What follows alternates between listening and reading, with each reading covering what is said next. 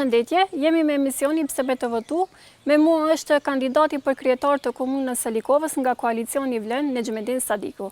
Pse vendosi të kandidoj për kryetar të komunës së Likovës? Pse banorët e komunës së Likovës duhet ja besojnë votën pikërisht atij? Për këto dhe pyetjet të tjera na ndiqni në intervistën në vazhdim.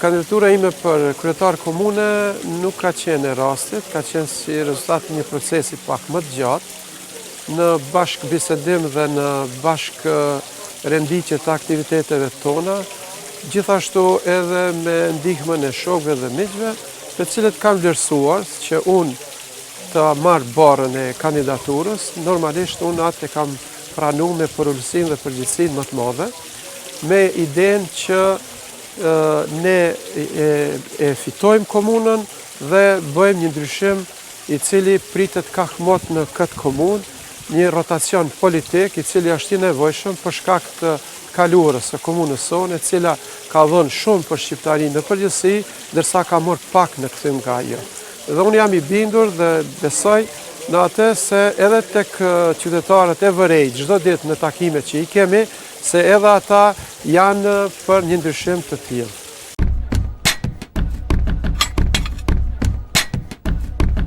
Normalisht edhe në jetën e përditshme kur dikujt i japni ndonjë përgjegjësi ose ndonjë detyrë të caktuar, ne paraprakisht e gjykojmë se personi në fjalë a mund ta bartë atë përgjegjësi. Duke bazuar në të kaluarën time profesionale si mosimdhënës, edhe si aktivist i palodhur në jetën shoqërore, kulturore, gjithashtu edhe në sferën menaxheriale, unë mendoj që popullata do ta vlerësoj këtë dhe do të ketë besim të plot tek unë si personalitet që unë mund t'i barë të procese dhe mund t'i shpi në drejtimin pozitiv në zgjidhjen e problemeve që ata ballafaqohen çdo ditë.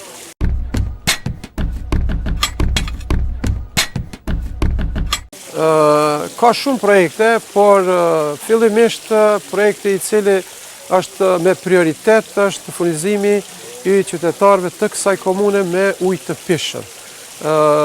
Gjithashtu mungon edhe infrastruktura e mirëfillt, kanalizimi, mungojnë edhe qasja e, siç kam bashkëbisedu edhe me banorët, një qasje në infrastrukturën në fusha ku bujqet duhet ta punojnë tokën e tyre, në krijimin e kushteve për zhvillimin e biznesit, për mundësinë që duhet t'i japni të rive të kyçen në sferën e biznesit përmes formave të ndryshme të trajnimeve të cilat kemi mundësi të organizojmë kuadër të komunës sonë.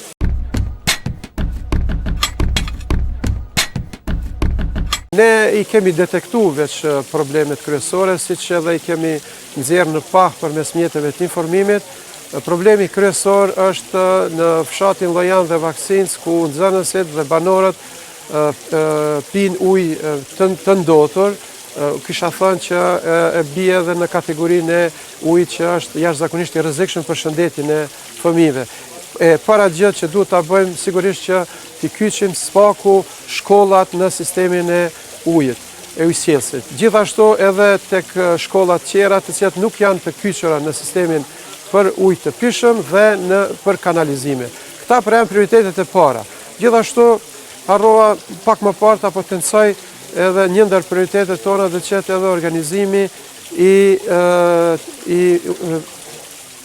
transportit urban, transportit brenda komunës, e cila i ka mungu ndër vite. Faktikisht banorët, sidomos të rinj, nxënësit dhe studentët dhe punëtorët ballafaqohen me këtë problematikë gjatë gjithë kohës. Ne do të bëjmë të pamundurën që përmes lidhjeve tona në qeveri, Ministrisë Transportit dhe përmes ministrave tonë që i kemi atje, ta sigurojmë transportin falas për banorët e komunës sonë.